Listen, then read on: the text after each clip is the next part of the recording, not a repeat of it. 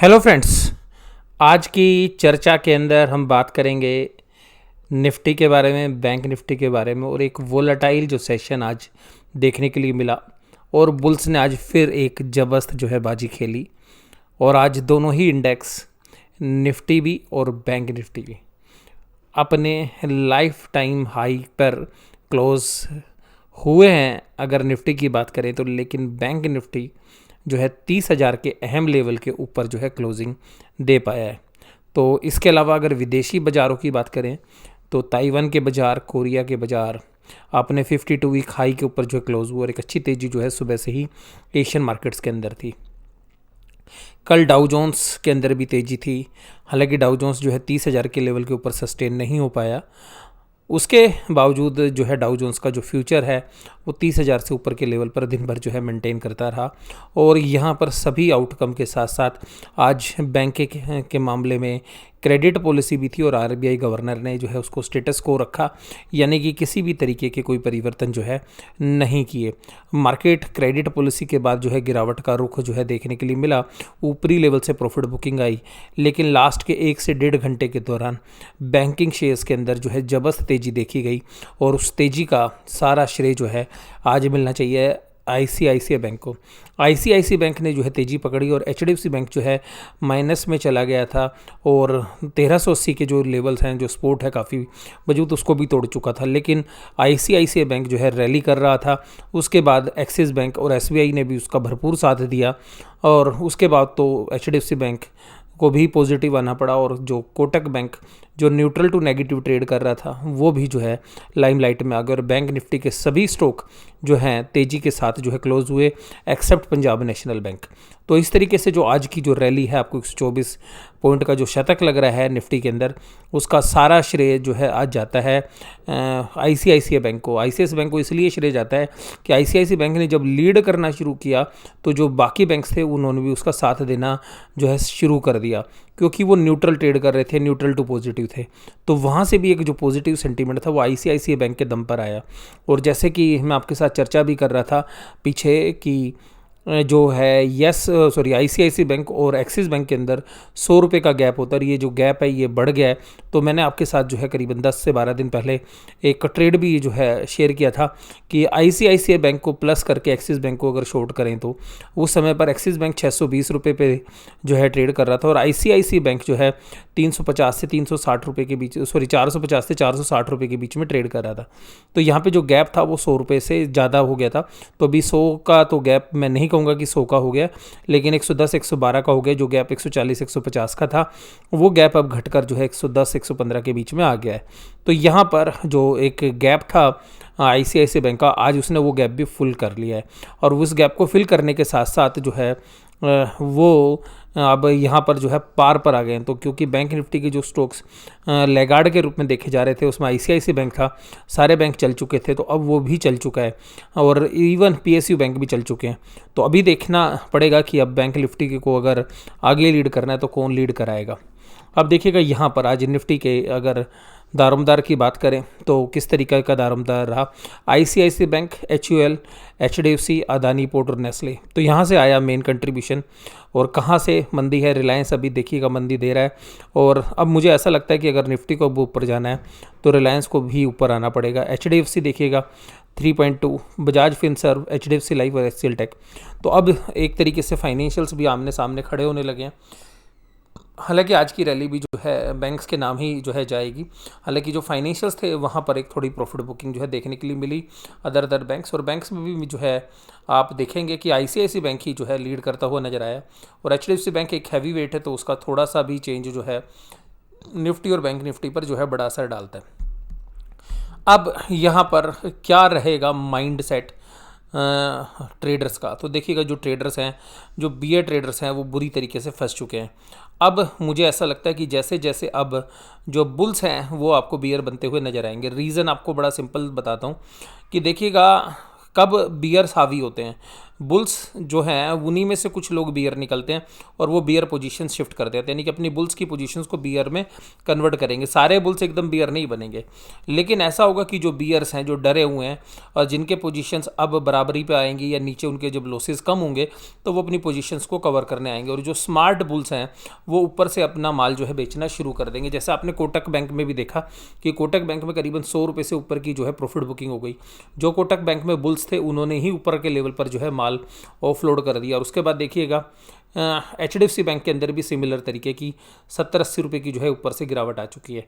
तो इस तरीके से आप देखेंगे कि जिन शेयर्स के अंदर भी तेज़ी है उसी के अंदर जो बुल्स हैं वही बियर बन जाते हैं और बुल्स की एक कैटेगरी बियर का रूप ले लेती है और जो बियर हैं वो अपने लॉस को मिनिमाइज़ करने की कोशिश करते हैं और बियर्स एक तरीके से बुल बन जाते हैं।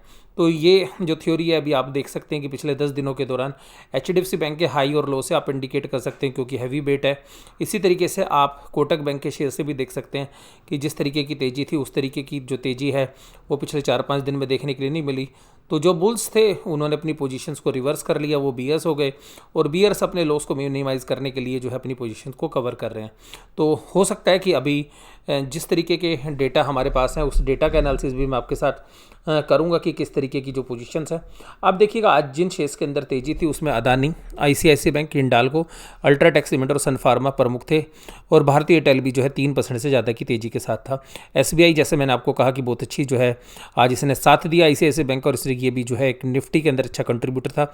उसके बाद एक्सिस बैंक देखिएगा 2.21, कोटक महिंद्रा बैंक 1.81।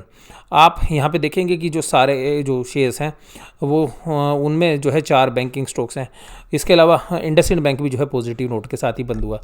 इधर अगर आप गिरने वाले शेयर्स में बात करेंगे तो भारतीय Infratel, Reliance industry, HDFC life, Bajaj Finserv, Bajaj petroleum. तो गिरने वालों में तो कोई था ही नहीं। अगर आप थोड़ा सा देखेंगे तो भारतीय एयरटेल और रिलायंस इंडस्ट्रीज़, बाकी तो फ्लैट ही आपको नजर आएंगे। अब है बैंक निफ्टी की बारी। 600 रनों की जानदार पारी आज खेली और सबसे खास बात यह है कि इसने 30,162 के जो है लेवल टच किए। हालांकि इसमें से जो बाकी का जो 100 का जो रनअप है वो ज़्यादातर शॉर्ट पोजीशंस की वजह से है क्योंकि क्रेडिट पॉलिसी के बाद जो है बैंक्स मंदे हो गए थे। जैसा हमने पीछे हफ्ते जब है मंथली एक्सपायरी हुई थी तब उसी तरीके की जो है चीज़ आज दोहराई गई कि पहले ऊपर से जो है मार्केट को नीचे गिराया गया और जब इंट्राडे ट्रेडर्स जो है बियर बने उन्होंने शॉर्ट पोजीशन की तो उनको बाद में कवर कराया गया। तो सिमिलर तरीके की पोजीशंस आज देखने के लिए मिली। एक तरीके का रिप्लिका था जिस तरीके के FNO की एक्सपायरी वाले दिन पिछले महीने के जो FNO की एक्सपायरी थी 29,000 के नीचे मार्केट तोड़ी गई थी और फिर 29,600 के आसपास जो है बंद हुई थी। तो 29,000 से नीचे मार्केट तोड़ी गई थी और फिर 29,600 पे बंद की गई थी। तो सिमिलर तरीके का व्यू आज भी जो है निफ्टी बैंक के अंदर देखने के लिए मिला। आज अगर आप देखेंगे तो दिन के अंदर ये देखिएगा मार्केट यहाँ पर एकदम क्रैक कर दी। ये देखिएगा क्रेडिट पॉलिसी आई और उसके बाद एकदम मार्केट ने तेज़ी पकड़ी और ये 30,900 के लेवल के आसपास जो है चली गई थी। उसके बाद देखिएगा यहाँ पे ये 29,900 के लेवल पर, उसके बाद 29,500 के लेवल पर यहाँ पर आई और उसके बाद देखिएगा एकदम आपको तेज़ी बनती हुई नज़र आई और ये यहाँ से जो है पूरा जो है गेम आपको चेंज होता हुआ नज़र आया और उसका असर जो आपको निफ्टी के अंदर भी नज़र आया। यह है निफ्टी बैंक का चार्ट। तो देखिएगा अगर हम चार्ट की बात करें तो पहले हमें निफ्टी के चार्ट की बात करें तो देखिएगा निफ्टी का चार्ट अभी भी काफ़ी स्ट्रॉन्ग है और यहाँ पर निफ्टी का चार्ट जो है हर रोज़ नई ऊंचाइयाँ छू रहा है। वहीं दूसरी तरफ जो है बैंक निफ्टी के अंदर जो है पिछली अगर 4 दिनों की बात करें तो मिला जुला था, वोलेटाइल सेशंस थे और ऐसा लग रहा था कि मार्केट थक गई है। लेकिन आज एक नए उत्साह के साथ जो है निफ्टी बैंक ने दोबारा तेज़ी पकड़ने की कोशिश की है। हालांकि अगर आप जो कैंडल देखेंगे यहाँ पे तो ये जो रेड कैंडल आपको नज़र आ रही है जो 6 दिन पहले बनी थी यहाँ पर ये सस्टेन नहीं कर पाया था। 30,000 के ऊपर जो है बाजार गए तो थे लेकिन सस्टेन नहीं कर पाए थे। आज जो है सस्टेन कर पाए हैं। तो यहाँ पर देखिएगा कि ये जो पोजीशंस है जहाँ सस्टेन नहीं हुई थी और आज सस्टेन हो गई है। तो अभी आने वाले समय के अंदर अगर हम बात करें तो निफ्टी बैंक टेक्निकली काफ़ी जो है मजबूत हो चुका है अभी 30,000 के लेवल के बाद और यहाँ पर अब आगे आने वाला समय जो है बताएगा कि किस तरीके से जो है बुल्स अपना गेम चेंज करते हैं या अभी बुल्स अभी और मार्केट को आगे लेके जाते हैं। लेकिन कुल मिलाकर जो है वैल्यूशंस काफ़ी स्ट्रेच हो गई हैं। लेकिन जब तक इंटरनेशनल मार्केट से सपोर्ट मिलता रहेगा और फॉरेन इंस्टीट्यूशंस इन्वेस्टर्स के फंड्स आते रहेंगे शायद मार्केट अभी सस्टेन करती हुई आपको नज़र आएगी। लेकिन फिर भी यहाँ पर जो रिस्क एंड रिवार्ड है अब वो इन्वेस्टर के फेवर में नहीं है। जो स्मार्ट इन्वेस्टर्स हैं वो अब अपना जो है काफ़ी अच्छा खासा जो है प्रॉफिट बुक कर चुके हैं और काफ़ी नीचे के लेवल से ही 12,000 के लेवल से ही वो प्रॉफिट बुक कर रहे हैं और अपना कैश एक्यूमुलेट कर रहे हैं। तो जो स्मार्ट जो इन्वेस्टर्स हैं वो जनरली अपनी जो पोजीशंस हैं वो उसको लिक्विडेट कर रहे हैं, सिमिलरली जैसे हमारे यहाँ पे डोमेस्टिक इंस्टीट्यूशनल इन्वेस्टर्स कर रहे हैं। और हमारे जो डोमेस्टिक इंस्टीट्यूशनल इन्वेस्टर्स हैं अगर उनकी भी बात करेंगे तो उन्होंने आज फिर करीबन 2000 करोड़ के आसपास की सेल करी, 1971 करोड़ की। और दूसरी तरफ फॉरेन इंस्टीट्यूशनल इन्वेस्टर्स और फॉरेन पोर्टफोलियो इन्वेस्टर्स ने करीबन 3000 करोड़ की जो है बाइंग की। तो 2969 करोड़ की जो है बाइंग आपको फॉरेन इंस्टीट्यूशनल इन्वेस्टर्स की तरफ से देखने के लिए मिली। और यहाँ पर जो अभी जो ट्रेड्स हैं मैं भी आपके साथ डिस्कस नहीं कर रहा हूँ, क्योंकि अगर मैं यहाँ पे किसी भी एक ट्रेड की अगर बात करूँ, अगर निफ्टी को ऊपर मेंटेन करना है तो अब मुझे लगता है कि अभी भी आईटीसी को के साथ ही जो है प्ले होता हुआ नज़र आएगा। क्योंकि आईटीसी अभी भी जो है वैल्यूएशंस वाइज अगर निफ्टी के स्टॉक्स देखेंगे तो बुल्स अभी आईटीसी को खींचने की जो है कोशिश एक बार और कर सकते हैं और आईटीसी में शायद जो है 210-220 के आसपास तक भी ले जाने की चेष्टा करेंगे अगर बुल्स की अगर हम बात करें तो। क्योंकि आईटीसी मैंने आपके साथ 164, 165 और 170 की रेंज में काफ़ी बार आपके साथ डिस्कस किया था और मैंने ये भी कहा था कि रिस्क रिवार्ड जो है वो आईटीसी के इन्वेस्टर्स के फेवर में है। और अभी भी ऐसा नहीं है कि आईटीसी बहुत महंगा हो गया है, तो हो सकता है कि बुल्स आपको आईटीसी को पकड़ते हुए नजर आएँ और आगे की जो है अगर निफ्टी में रैली आती है तो आईटीसी एक इंपॉर्टेंट रोल प्ले करता हुआ नजर आए। अब देखिएगा पुट कॉल रेशियो से क्या इंडिकेशन मिल रहे हैं। देखिएगा सबसे पहली बात करते हैं 10 तारीख की, यानी कि जो अभी एक्सपायरी होगी इस वीक की जो एक्सपायरी की हम बात करें। यहाँ पे निफ्टी 1.2 पे है, बैंक निफ्टी 1.1 पे है। दोनों के दोनों जो है न्यूट्रल हैं। इसका मतलब है कि अभी भी जो है बुल्स मार्केट को थोड़ा और खींच सकते हैं अगर 10 तारीख की बात करें तो। लेकिन अगर 31 तारीख की बात करें यानी कि जो महीने के एंड की एक्सपायरी है वहाँ पर निफ्टी की जो पुट कॉल रेशियो 1.76 पे चली गई है और बैंक निफ्टी की 1.41 पे चली गई है।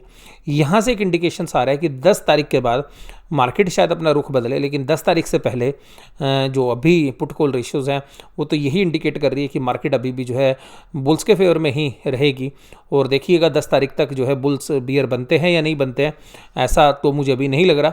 लेकिन 10 तारीख के बाद देखिएगा एक जो शिफ्ट है वो हो सकता है, लेकिन उसके लिए अभी हमें फर्दर डेटा जो जब तक बनेंगे 10 तारीख तक उसके बाद ही जो है हम कुछ एनालिसिस कर पाएंगे। लेकिन अभी तक जो है 10 तारीख तक के जो डेटा है वो अभी बुल्स के ही फेवर में है। लेकिन बुल्स कब बियर्स के का रूप इख्तियार करेंगे ये तो आने वाला समय ही जो है बताएगा। तो यहाँ पर मैंने आपके साथ जो आज की चर्चा की, आज भी मैं आपके साथ यही बात करूंगा कि अगर निफ्टी में कहीं पर भी अब बुल्स और फर्दर प्ले करने की कोशिश करेंगे ऊपर की तरफ तो मुझे एक शेयर जो है आईटीसी का शेयर जो है लगता है यहाँ पे कि उसके अंदर एक दम बन सकता है।